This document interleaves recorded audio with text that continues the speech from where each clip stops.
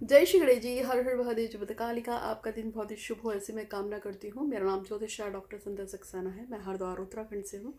आपका बहुत बहुत स्वागत करती हूँ। और आज का जो वीडियो है इसमें मैं आपको बताऊँगी, कभी कभी हमारा एक लक्ष्य होता है और हम उस चीज़ के पीछे पड़े होते हैं। जैसे कि मेरा लक्ष्य हो सकता है कि मुझे एक अच्छा सा सुंदर सा घर चाहिए। आपका लक्ष्य हो सकता है कि आपको अपने मन चाहे दोस्त के साथ शादी करनी है। किसी का लक्ष्य हो सकता है गवर्नमेंट जॉब हासिल करना। किसी का लक्ष्य हो सकता है बहुत सारे पैसे कमाना। लक्ष्य से समझ में आता है कि मेरे पास, जैसे किसी का मैसेज आता है, वो लिखती है कि माँ मैं चाहती हूँ कि मेरी ब्यूटी पार्लर की शॉप बहुत बहुत बहुत अच्छी चले, तो ये उसका लक्ष्य है। एक लड़का है XYZ, वो कहता है कि माँ मेरी ख्वाहिश है कि मेरी शादी मेरी गर्लफ्रेंड से ही हो, जब भी हो, चाहे आज हो, चाहे 4 दिन में हो, चाहे 4 साल में हो, पर उसी से मेरी शादी हो। ये उसका लक्ष्य है। ऐसे कई लेडीज़ का फ़ोन आता है जो मुझसे बोलती हैं कि माँ मेरा बच्चा 12th का एग्ज़ाम दे रहा है, मेरा इंटेंशन यही है कि मेरा बच्चा अच्छे मार्क्स से क्वालिफाई कर जाए, 12th पास कर जाए, इसका इंजीनियरिंग कॉलेज में या इसका मेडिकल में एंट्रेंस हो जाए, ये उसका लक्ष्य है। तो यानी कि हर व्यक्ति का अपना अलग अलग लक्ष्य होता है। किसी का लक्ष्य कुछ है, किसी का लक्ष्य कुछ है। मेरा एक क्लाइंट है जो अपनी पत्नी से तलाक लेकर नई ज़िंदगी जीना चाहता है, अपनी लवर से शादी करना चाहता है। उसका तलाक जो है अब हो जाएगा, मतलब फाइनल हो जाएगा इस महीने की डेट में, ठीक है। उसका केस हमारे पास ही आया था। उसका लक्ष्य है अपनी पति से तलाक लेकर किसी और से लव मैरिज करना। एक लड़का है, वो यूरोप जाना चाहता है, नौकरी करना चाहता है, उसका वो लक्ष्य है। जबकि एक लड़की है जिसने अपनी कनाडा का वीज़ा फाइल लगा रखी है और वो कनाडा जाके बसना चाहती है, ये उसका लक्ष्य है। मैं लक्ष्य की बात इसलिए कर रही हूँ क्योंकि हम हर इंसान का ये लक्ष्य होता है। मेरा लक्ष्य हो सकता है कि मेरे पास ज़्यादा से ज़्यादा लोग जुड़ जाएं। आपका लक्ष्य हो सकता है कि मैं गवर्नमेंट जॉब पालूँ, या मेरा वो केस ख़त्म हो जाए, या मेरे ससुराल वाले मुझे बहुत प्यार करें। हर इंसान का एक लक्ष्य होता है, ठीक है। तो अगर आपकी ज़िंदगी में कोई लक्ष्य है तो एक चीज़ ऐसी है जिसको अगर हम घर में ला के रखें, मेरे घर में तो है ठीक है। एक चीज़ ऐसी है, उसको अगर हम घर पे ला के रखें तो लक्ष्य जो है वो क्लियर होता है और वो लक्ष्य जो है पॉजिटिव हो जाता है।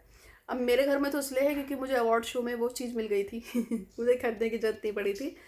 और मुझे नहीं मालूम था, आज से 3 साल पहले एक अवार्ड शो में मुझे वो चीज़ मिली थी। यही कहीं पीछे से कहीं रखी होगी। तो मैंने तो, मेरा लक्ष्य तो उसी से पूरा हो गया था। तो इसी तरीके से हर इंसान का एक लक्ष्य होता है। उधर सामने रखिए। तो हर इंसान का एक लक्ष्य होता है और लक्ष्य को पूरा करने के लिए वो बहुत ज़्यादा कोशिश करता है। लेकिन एक ऐसी चीज़ है जिसको अगर हम खरीद के ले आए तो हमारा लक्ष्य में बहुत फ़ायदा होता है। अब क्या फ़ायदा होता है, चलो पहले हम ये समझ लेते हैं। एक चीज़ ऐसी है, अगर आप उसको खरीद के ले आते हैं बाज़ार से और उसको ला के अगर आप अपने पास रख लो, तो सबसे पहली बात तो ये है कि वो आपके लक्ष्य को क्लियर कर देता है, यानी कि विज़न क्लियर करना। अब जैसे कि एक लड़की है, उसका मेरे पास मैसेज आया था कि मैं चाहती हूँ कि मेरी शादी हो जाए। मैंने कहा हो ठीक है, अभी शादी में कुंडली में टाइम है। मेरी शादी किसी अच्छे अमीर लड़के से हो, ओके। लड़का बहुत पैसे वाला होना चाहिए, ठीक है। लड़का लंबा होना चाहिए, ठीक है। लड़का गोरा चुट्टा हो, ठीक है। लड़के की फैमिली में वो अकेला होना चाहिए ठीक है। लड़का फॉरेन से पढ़ा लिखा होना चाहिए, ठीक है। मैंने कहा तुम क्या मतलब डिमांड कर रही हो। वो मुझसे डिमांड कर रही थी। अब मैं मैसेज डालती हूँ ना कि अगर आपको अपने बारे में कुछ पूछना हो तो व्हाट्सअप कर दीजिएगा। तो उसने उसमें पूछा था कि मुझे एक ऐसे लड़के से शादी करनी है जो खूब पैसे वाला हो, टॉल हो, गोरा चिट्टा हो, अपने माता पिता का खेला हो, फॉरेन से पढ़ाई लिखाई करके आया। तो भाई तेरे को क्यों चुनेगा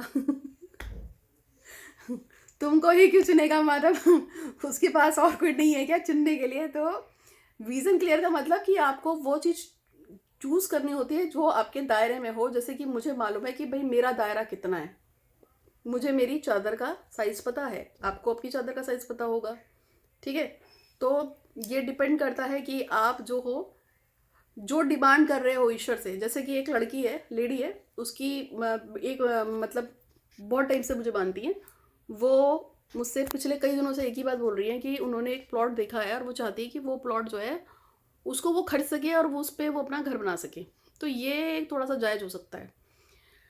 इसके अलावा किसी ने किसी से प्यार किया, उसमें उसको धोखा मिल गया हो, मगर वो उसी से शादी करना चाहती है या चाहता है, तो ये उसका हो सकता है। या माँ बाप चाहते हैं कि बच्चा पढ़ लिख कर कुछ बन जाए, इंसान जैसा बन जाए, तो ये भी ठीक है, जायज़ है। तो जायज़ चीज़ और नाजायज़ में आपको फ़र्क समझ में आ गया होगा। आपका लक्ष्य जहाँ क्लियर होगा, ये वहीं काम करेगा। अब ये नहीं कि अंट-शंट माँग लो। आपको ये बोल दो कि मुझे तो मेरी शादी तो आप किसी बिल क्लिंटन से करा दीजिए, ऐसे ऐसे नहीं होगा। मतलब कोई चीज़ जो आपकी चादर के हिसाब से हो, आपको वैसे माँगना है। ठीक है? चलो। तो ये क्या करता है, ये आपके विज़न को पक्का करेगा, आपके विज़न को मज़बूत करेगा, आप जो चाहते हैं उसको पॉसिबल करता है। जब ये चीज़ आपके घर में आएगी, तो उसके बाद जिस चीज़ के बारे में हम सोच रहे हो, जिस चीज़ को सोच के आप इसको लाओगे, तो ये आपका अकेले का नहीं, घर में जिसका जो भी विज़न है, जो भी चाहता है कुछ करना, उन सबके उस पे स्थायित्व लाएगा, उसको पक्का करेगा। ठीक है? पहला तो ये करेगा। दूसरी बात ये क्या करेगा कि आप लोगों को मोटिवेट करता है। यानी कि कभी-कभी ऐसा होता है ना कि हम कोई करना चाहते हैं कुछ, फिर हम डिमोटिवेट हो जाते हैं। लेकिन ये चीज़ जब आपके घर में आएगी, तो ये आपको डिमोटिवेट नहीं होने देगी। ये आपको और आगे हौसला देगी। ऑटोमेटिकली आपके पास खुद से ऐसे रास्ते खुलेंगे कि आप अपनी इच्छा को पूरा करने के आपके अपने खुद के रास्ते खुलने शुरू हो जाएंगे। ऐसा ये करती है चीज़, जब ये आपके घर में आ जाएगी। तो ये फोकस भी बढ़ाएगी आपकी, आपको मोटिवेट करती है, आपके नए रिसोर्सेज खोल देती है, जिससे आपका काम जल्दी हो जाए, और उसके बहुत सारे फ़ायदे हैं। ठीक है? तो ये क्या चीज़ है वो बताऊंगी, लेकिन उससे पहले कल ना मैंने 2 क्वेश्चन पूछे थे हनुमान जी के, भगवान हनुमान जी के और भगवान शनिदेव, इन दोनों की पत्नियों के नाम पूछे थे, इनके बारे में पूछा था।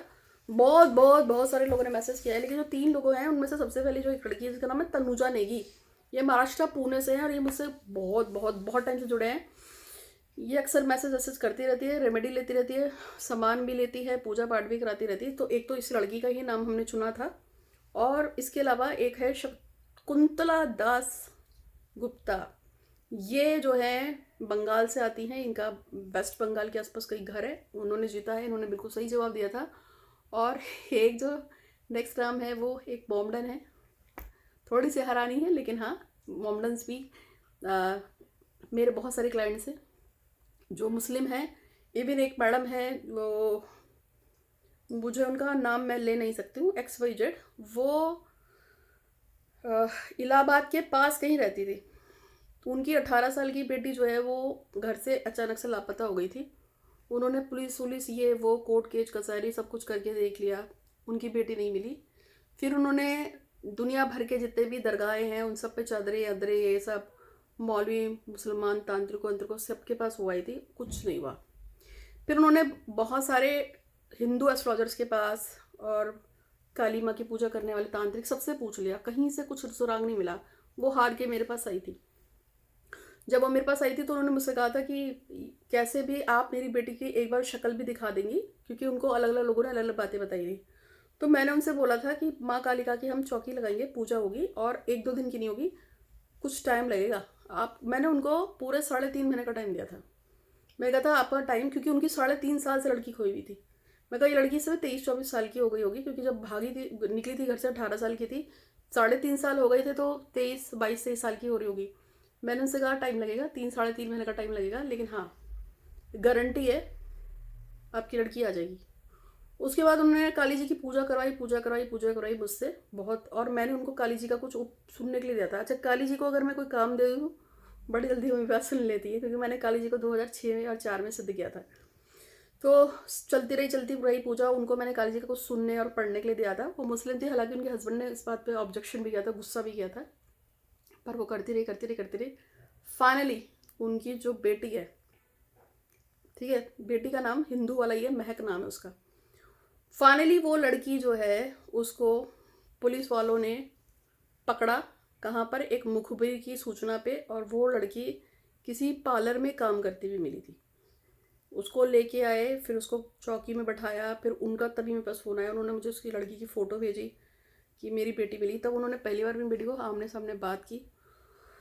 तो 3.5 साल में वो कहाँ कहाँ गई, किसके पास थी, तो पता चला कुछ भी नहीं था। वो लड़की बस घर से चली गई थी, और वो अपने माँ बाप से छुप कर कहीं जॉब वॉब कर रही थी, काम कर रही थी, और वो आना नहीं चाहती थी आगे। और उसने वहाँ पे अपना नाम चेंज कर लिया था। उसको सब लोग उसको हिंदू समझ रहे थे, जबकि वो मुसलमान थी। लेकिन काली जी की पूजा से वो लड़की आई, फिर हमने प्रसाद चढ़ाया था, उन्होंने मैडम ने भी प्रसाद चढ़ाया, और तब उनके हस्बैंड ने कहा कि मान गया मैं कि देवी में शक्ति है। तो बहुत से हिंदू भी हैं, बहुत से मुस्लिम भी हैं जो मेरे को मानते हैं। तो एक एग्जांपल बता रही थी, सेट कर रही थी आपके लिए। तो जो 3 लोग हैं उन्होंने जिन्होंने ये जीता है उनको जाएगा इनाम, जिनके मैंने अभी नाम लिए, और अभी आगे जिनका भी नाम होगा उनको भी बताती रहूँगी। बस आप जुड़े रहिए। और हाँ, मेरा साइकिक रीडर डॉक्टर संध्या सक्सेना चैनल पे मैंने आज एक अनाउंसमेंट किया है कि 14, 15 और 16 तारीख को बहुत सारे ऐसे लोग हैं जो बहुत ही गरीब परिवारों से आते हैं। जैसे कोई झाड़ू पोछा करने वाला है, कोई बर्तन साफ करता है, कोई खाना बनाता है, कोई बर्तन वो मिट्टी गारा ढोता है, कोई दिहाड़ी मजदूर है। मेरे पास बहुत सारे लोग आते हैं और वो बोलते हैं कि माँ कुछ हमारे लिए सस्ता हो। तो मैंने सिर्फ 3 दिन के लिए ऐसे लोगों के लिए, और आगे भी मैं करती रहूँगी, सिर्फ 3 डेज़ के लिए ऐसे लोगों के लिए मैंने एक 6 मुखी रुद्राक्ष को 1250 रुपये का पेमेंट सिर्फ 14, 15 और 16 3 दिन के लिए रखा है। वो सभी लोग जो मुझसे 6 मुखी रुद्राक्ष लेना चाहते थे लेकिन पॉकेट के ऐसे नहीं ले पा रहे थे, ले सकते हैं। और उसमें स्पेशल ये है कि केदारनाथ बाबा का धागा इसमें मिला के जोड़ के दूंगी आपको, उस धागे में ही पिरवा के दूंगी उसको, और वो आप उसको पहनो। 6 मुखी रुद्राक्ष के जो फ़ायदे होते हैं, जो भी फ़ायदे होते हैं 6 मुखी रुद्राक्ष के, वो आप यूट्यूब पे पढ़ लेना, नेट पे पढ़ लेना, गूगल पे पढ़ लेना, बार बार बताने की मुझे ज़रूरत नहीं है। बहुत बेनिफिट देता है 6 मुखी रुद्राक्ष का। और एक और भी अच्छा रुद्राक्ष होता है, उसको हम बोलते हैं गौरी शंकर रुद्राक्ष। गौरी शंकर रुद्राक्ष जरूर पहनना चाहिए, आप चाहे अनमैरिड हो चाहे मैरिड हो। जैसे कि मैंने भी गौरी शंकर रुद्राक्ष पहना हुआ है, ये मेरा 2014 में मैंने पहना था, तब से मेरे गले में है, 10 साल से ऊपर हो गया इसको। और एक मैंने ये पहना था, ये दोनों ही मेरे गले में सन 2014 से के पहले से ही है लगभग, जब मैं इस फील्ड में थी आई थी। बहुत बेनिफिट करता है। फिरोज़ा तो हमेशा ही पहनना चाहिए और ये जरूर पहनिए, इससे आपको बहुत ज़्यादा बेनिफिट होता है। खैर, तो अब मैं आज का भी क्वेश्चन पूछूंगी, लेकिन सबसे पहले मैं उस जगह की उस चीज़ के बारे में बता दूं जो आपकी किसी भी मनोकामना को पूरा कर देता है और आपकी चीज़ों को पक्का स्थायी करता है, आपकी ज़िंदगी को रौनक दे देता है। वो क्या चीज़ है? कोई भी इच्छा को पूरा करने वाला, आपको मोटिवेशन देना और आपकी मनोकामना को पूरा करने वाला जो है वो है स्टैचू, मूर्ति। किसकी? घोड़े की। आपको सुनहरे या सफ़ेद रंग का घोड़ा लाना है, चाहे वो मिट्टी का हो चाहे आप पीतल का ले आइए, उसको लाना है और उसको घर के अंदर घुसती हुई दिशा में रखना है, एक ही लाना है। और उसको आपको अपने ईशान कोण में रखना है। ईशान कोण का मतलब होता है नॉर्थ ईस्ट, यानी कि उत्तर पूर्व की दिशा में रखोगे या दक्षिण पश्चिम की दिशा में रखोगे, उसको रखना है। और जब आप उसको लाओगे तो पूरे फोकस के लाना, साथ लाना कि मैं इसको इसलिए ले जा रहा हूँ कि मेरा फला काम है जिसमें मैं फोकस करना चाहता हूँ, कि मुझे इससे शादी करनी है या मुझे गवर्नमेंट जॉब चाहिए या ये है वो है। आप उसको लाइए और उसको देख कर आप अपने विश को बोला करो। ये बहुत ही सटीक उपाय है, बहुत अच्छा उपाय है। उससे आपको बहुत बेनिफिट होगा और आपकी ज़िंदगी में खुशियाँ बिखेर देगा, आपके घर के हर व्यक्ति को मोटिवेशन देगा।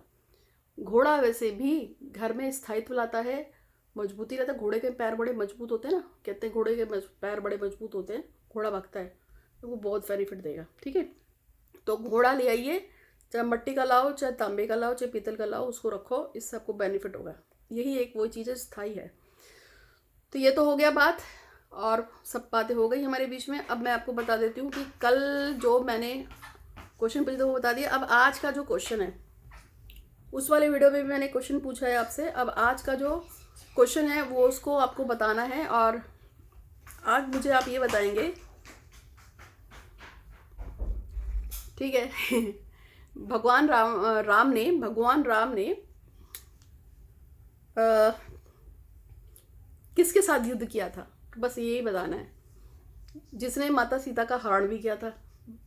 माता सीता का हरण करने वाला कौन था जिसके साथ भगवान रामचंद्र जी ने युद्ध किया था? आंसर बहुत आसान है, लेकिन आपको यही देना है। ठीक है, तो उम्मीद है कि आपको वीडियो पसंद आया होगा। अपने दोस्तों के साथ शेयर कीजिए। और ये जो 3 के लिए मैंने आपको दिया है रुद्राक्ष के लिए, आप जिसको लेना हो व्हाट्सअप कर देना। सिर्फ ये 3 दिन के लिए, उसके बाद ही रहेगा। आपका दिन शुभ हो। हर महादेव। धन्यवाद।